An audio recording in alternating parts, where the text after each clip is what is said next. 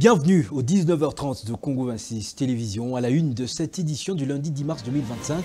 Des élus européens, membres du Rassemblement national, saluent les avancées diplomatiques enregistrées par la République démocratique du Congo contre le Rwanda dans le cadre de la résolution pacifique du conflit qui oppose les deux pays. Ils ont exprimé cette satisfaction au président de la République, Félix-Antoine Tshisekedi Tshilombo, à suivre dans ce journal. Relance de la patrouille financière, Félix Tshisekedi instruit le gouvernement. Le chef de l'État tient au contrôle de la gestion des finances publiques. Et puis, l'armée singulière d'occupation tue et exerce la terreur dans les hôpitaux au nord et au sud Kivu. À Walungu précisément, ces criminels rwandais ont encore fait couler le sang humain dans une formation hospitalière le week-end dernier. Mesdames, Messieurs, après les titres, voici le développement de cette grande édition du journal. L'horreur et la terreur secouent encore l'est de la RDC. Dimanche 9 mars dernier, les malades ont été pris pour cible à l'hôpital de Walungu, au sud Kivu, par l'armée rwandaise et ses supplétifs du M23 FC. Cette attaque s'ajoute aux incursions signalées à Goma le 6 mars, où des soignants et des patients ont été enlevés et exécutés en violation de droit international humanitaire. Jusqu'à quand les atrocités vont continuer d'être impunément commises dans l'est de la République démocratique du Congo? Une question lancinante, objet de réflexion de plusieurs Congolais et des humains sur la planète. Le Rwanda est reconnu responsable de la situation actuelle dans la partie est de la République démocratique du Congo. Les sanctions envisagées continuent l'un des remèdes contre ce drame. Cependant, le chemin de leur application semble encore long. Entre-temps, l'armée rwandaise, marraine du M23, continue de massacrer les Congolais dans les hôpitaux. Les cas de l'hôpital de Walungu au sud Kivu, où plusieurs personnes ont subi la loi de la gâchette facile dans la nuit du dimanche à ce lundi. Pour rappel, après le pillage systématique de biens des citoyens à Goma et à Bukavu, l'armée rwandaise et ses via le pseudo-rebelle du M23 se livrent présentement à des enlèvements de civils dans les deux villes qu'elle occupe depuis plus d'un mois. Le président de la République, chef de l'État, Félix Tshisekedi, a reçu vendredi dernier à la Cité de l'Union africaine une délégation des députés européens, membres du groupe des Patriotes du Rassemblement national, conduit par les députés Thierry Mariani. Ces élus européens ont discuté avec le président de la République, Félix-Antoine Tshisekedi Tshilombo, de quelques avancées diplomatiques dans la voie d'une résolution de la crise dans l'est de la RDC, notamment les sanctions contre le Rwanda, l'arrêt du partenariat, voire de l'aide de développement de certains pays européens avec Kigali. Reportage. Le Parlement européen suit de près la situation sécuritaire dans l'est de la République démocratique du Congo. Ce vendredi 7 mars 2025, à la Cité de l'Union africaine, une délégation des parlementaires européens conduite par le premier vice-président de l'Assemblée nationale de la RDC a été reçue en audience par le président de la République Félix-Antoine Tshisekedi Tshilombo. Ces députés européens, essentiellement des Français, membres du Rassemblement national, font partie de ceux qui font pression au niveau de l'Union européenne pour la résiliation de l'accord entre l'UE et le Rwanda, signé en février 2024 sur les matières critiques aux minéraux rares. Ce que nous voulons simplement d'abord, c'est en tant que parlementaires européens, qu'on ne soit pas les receleurs d'un voleur et qu'on ne soit pas le complice d'un massacre et d'une invasion. Voilà. Et deuxièmement, on a essayé aussi de trouver une solution qui pourrait permettre d'éclaircir tout ça. C'est ce qu'on a un peu présenté au président, à savoir une solution technique qui permettrait d'assurer la traçabilité des minéraux et qui ferait en sorte que, bien, on saurait clairement qui est le vrai propriétaire. S'agissant des sanctions européennes contre le Rwanda, ces parlementaires européens qui attendent le prochain Conseil européen soutiennent qu'il est temps que ces résolutions soient appliquées. Qu'il faut que la Commission européenne qui décide applique les décisions du Parlement européen. Il y a eu une première réunion du Conseil et des pays européens où ils ont repoussé, puisqu'il y a eu visiblement, c'est pas très clair, une opposition, un veto, enfin bref, le Luxembourg n'a pas voté pour. Et donc maintenant, il semble que le Luxembourg ait accepté ces sanctions. Donc on attend le prochain Conseil européen. L'Allemagne a pris des sanctions, les États-Unis ont pris des sanctions, la Grande-Bretagne a pris des sanctions, l'ONU a voté une résolution, le Parlement a voté une résolution. Voilà, l'Union européenne ne peut pas rester la dernière entité à ne pas prendre des sanctions. Si on veut arrêter l'agression dont votre pays est victime, eh bien il faut qu'il y ait des actes qui suivent ces résolutions. Le soutien de ces députés français à la RDC est très apprécié par les autorités congolaises. Le président de la République, Félix-Antoine Tshisekedi Tshilombo, a instruit le vendredi dernier le gouvernement d'accompagner l'inspection générale de finances dans la relance de ses missions de contrôle patrouille financière dans les entreprises publiques, une mission interrompue depuis le mois de mai 2024 et du lancement du programme de ces actions pour l'année 2025. Suivez le compte-rendu de la 24e réunion du Conseil des ministres. Compte rendu de la 34e réunion du Conseil des ministres. Le président de la République, chef de l'État, Félix-Antoine Tshisekedi Tshilombo, a présidé ce vendredi 7 mars 2025 à la Cité de l'Union africaine, la 34e réunion ordinaire du Conseil des ministres. La communication du président de la République a porté sur 2 points principaux, à savoir 1. Du programme d'action de l'Inspection générale de finances pour l'année 2025. Dans le cadre de la reprise des missions de contrôle de l'IGF, interrompue depuis le mois de mai 2024, et du lancement du programme de ces actions pour l'année 2025, le président de la République a rappelé qu'il avait instruit son directeur de cabinet à organiser une réunion avec toutes les parties prenantes le lundi 4 mars 2025 au Palais de la Nation. Les concernés étaient essentiellement les présidents de conseil d'administration, les directeurs généraux et les directeurs généraux adjoints des entreprises du portefeuille et des établissements publics de l'État. Les buts principaux de la rencontre étaient de les sensibiliser sur la nécessité de renforcer la mobilisation des recettes, la bonne gouvernance financière et d'assurer un meilleur suivi des politiques publiques en matière de gestion de finances publiques. À cette occasion, l'inspecteur général des finances, chef de service, a été instruit de privilégier les missions d'encadrement et de surveillance en vue de contribuer efficacement à l'amélioration dans la mobilisation des recettes et promouvoir l'implémentation de la bonne gouvernance dans les entreprises du portefeuille, les établissements publics, les provinces ainsi que les entités territoriales décentralisées. Ainsi, suivant son instruction, l'inspection générale des finances devra se focaliser principalement sur les 4 axes suivants: les acquisitions immobilières, les paiements des avantages dus aux mandataires publics, le respect des règles de passation des marchés publics, l'exécution des marchés publics par les prestataires en ordre avec le fisc. Effort de guerre, le don de sang offert par Dieudonné Kamoleta, le président du Conseil supérieur de la magistrature en faveur des forces armées de la RDC, est salué par la Coalition nationale de jeunes politiques et entrepreneurs, CNJPE. Quelques membres de cette organisation ont remis un cadeau symbolique au numéro 1 du pouvoir judiciaire congolais la semaine dernière dans le cadre du programme Au-delà des conflits soyons de repères qui vise à mobiliser les Congolais autour d'un projet social commun. La suite dans ce reportage. C'est par une poignée de main chaleureuse que Dieudonné Kamoleta a accueilli ses visiteurs, Jonathan David Mbombo, coordonnateur général de la Coalition nationale de jeunes politiques et entrepreneurs, CNJPE, et son secrétaire général venu dans le cadre du lancement préliminaire de la campagne patriotique Au-delà des conflits, soyons des repères, un programme qui vise la mobilisation citoyenne des Congolais autour d'un projet de société commun pour un Congo plus uni et ancré sur les valeurs universelles.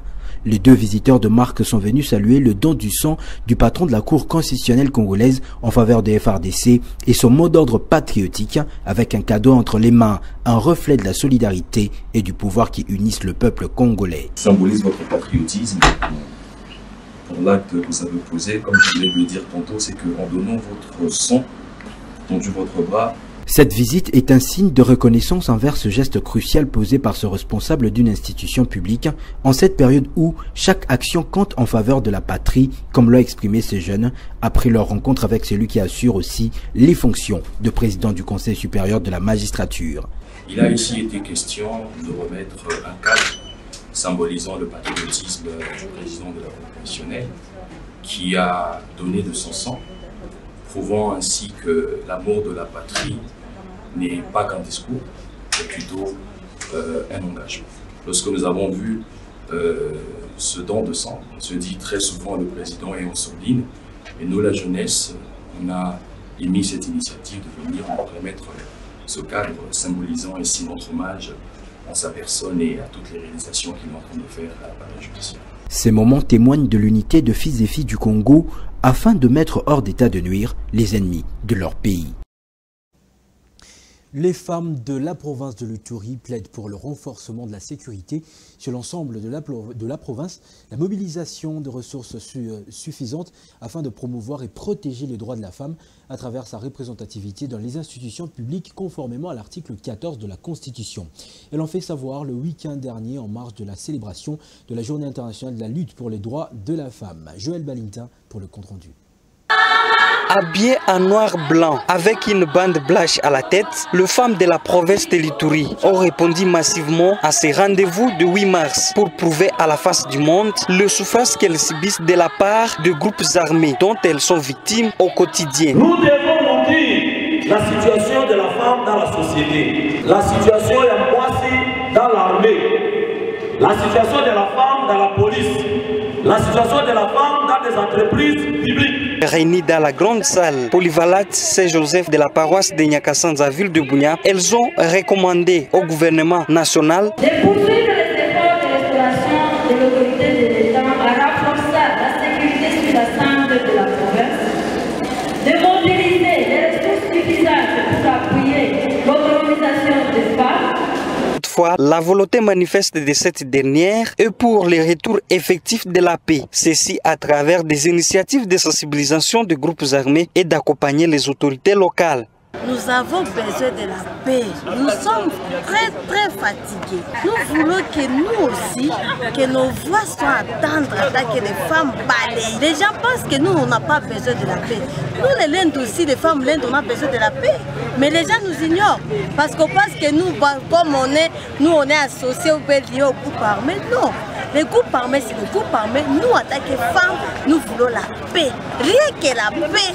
Bon, nous sommes en train de sensibiliser toutes les femmes ituriennes pour qu'elles comprennent leurs valeurs dans la société et qu'elles ne soient pas seulement là à rester à la maison, préparer la nourriture.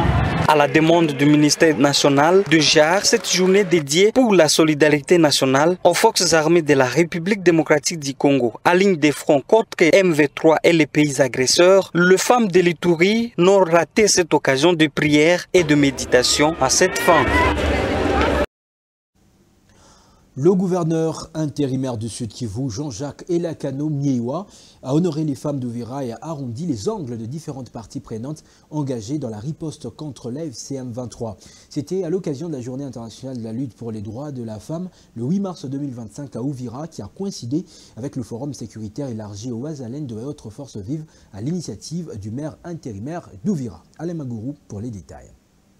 La journée du 8 mars 2025 à Uvira n'a pas été de tout repos pour le vice-gouverneur et gouverneur ad intérim du Sud Kivu qui a présidé une double cérémonie avec en toile de fond les enjeux sécuritaires de la province. Actualité oblige, c'est d'abord à l'auditorium de la femme qu'il a commencé pour honorer les forces vives féminines d'Uvira à l'occasion de la Journée internationale des droits des femmes célébrée dans un contexte de conflits armés qui les affectent. Vêtues en blanc pour la circonstance sous le leadership de Mme Marie Mitila Ponga, chef de bureau urbain JAR Famille Enfants d'Uvira, ces femmes ont trouvé des mots justes pour faire entendre leur voix, soulevant plusieurs préoccupations et formulant plusieurs autres recommandations par la bouche de la présidente urbaine de la société civile. Au gouvernement national, ministère du genre, de savoir que la RDC est indivisible, que les femmes de l'Ouest doivent compatir ensemble avec celles de l'Est, longtemps endeuillées.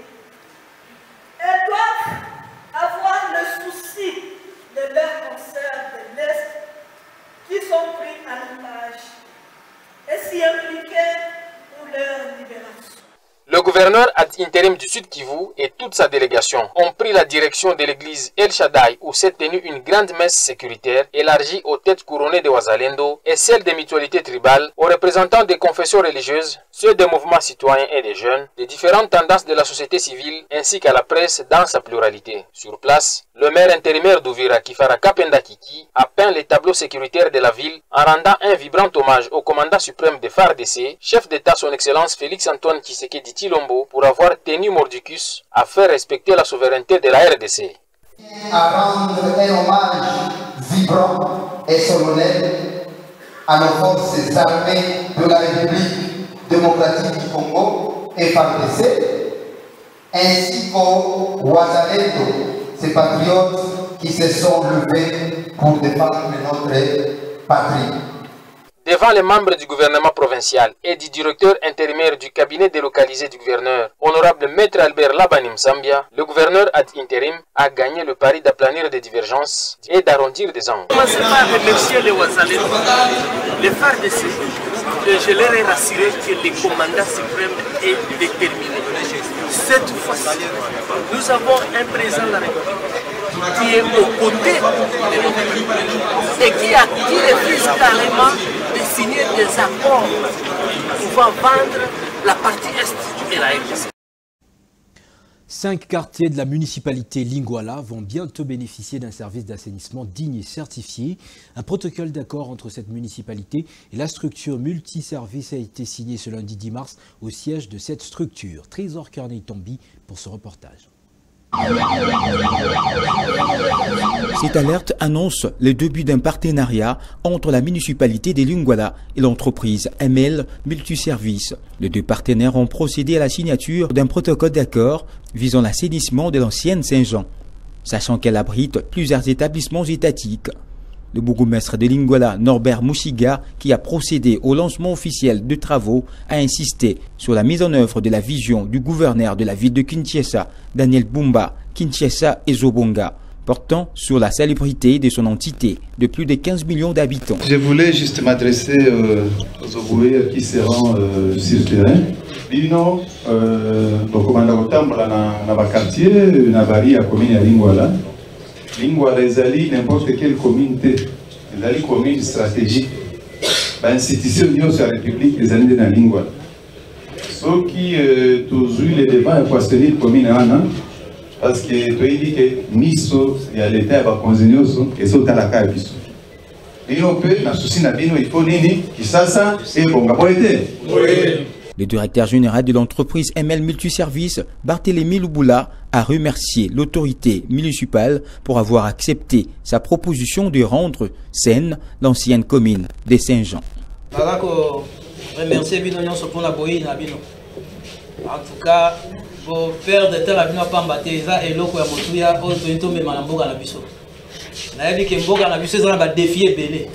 les défis sont très importants et il y a propriété. Ceux qui propriété, ils ont des malades qui sont makambo et belé et goya. Ils ont des cas mais propriétés ont compté na vie à mutu. Il y a un monde pour la commune qui est la commune na biso ou ville na biso pays na biso bongoté. Donc là qui les paiements a beaucoup mestre à fond les biso porte. À yambi biso. Ce protocole d'accord a été lu par l'avocat de cette entreprise qui a fait savoir les différentes obligations de deux parties. Prenant la parole au nom des habitants de Lingwala, Oscar Bissimois, directeur général de Congo 26 Télévision, promet de suivre de près cette initiative d'assainissement. Nous voudrions rassurer monsieur le bourgmestre que nous, la population de Lingwala, nous allons accompagner ce projet. Nous allons accompagner de manière à ce que notre commune soit de plus en plus propre et salubre. Nous voulons aussi demander au DG de ML Multiservice et à son personnel de pouvoir faire le travail avec beaucoup d'abnégation. Signalons que les 5 quartiers pilotes concernés sont les quartiers du 30 juin, Wenze, Pakadjouma et Lokele. Désormais, les déchets ménagers de chacune des habitations de ces quartiers seront pris en charge par l'entreprise ML Multiservice. C'est la fin de cette livraison. Je vous rappelle ses principaux titres. Des élus européens membres du Rassemblement national saluent les avancées diplomatiques enregistrées par la République démocratique du Congo contre le Rwanda dans le cadre de la résolution pacifique du conflit qui oppose les deux pays. Ils ont exprimé cette satisfaction au président de la République, Félix-Antoine Tshisekedi Tshilombo. Vous avez suivi dans ce journal Thierry Mariani, le chef de la délégation de ces eurodéputés. Relance de la patrouille financière, Félix Tshisekedi a instruit le gouvernement. Le chef de l'État tient au contrôle de la gestion des finances publiques. Et puis l'armée sanguinaire d'occupation tue et exerce la terreur dans les hôpitaux au nord et au sud Kivu. À Walungu, précisément, ces criminels rwandais ont encore fait couler le sang humain dans une formation hospitalière le week-end dernier. Excellente suite de programmes sur Congo 26 Télévision, la chaîne de l'unité nationale. Notez Un vieillard qui a pour ami le singe n'a pas peur que sa canne soit perchée sur l'arbre. Mesdames, Messieurs, bonsoir.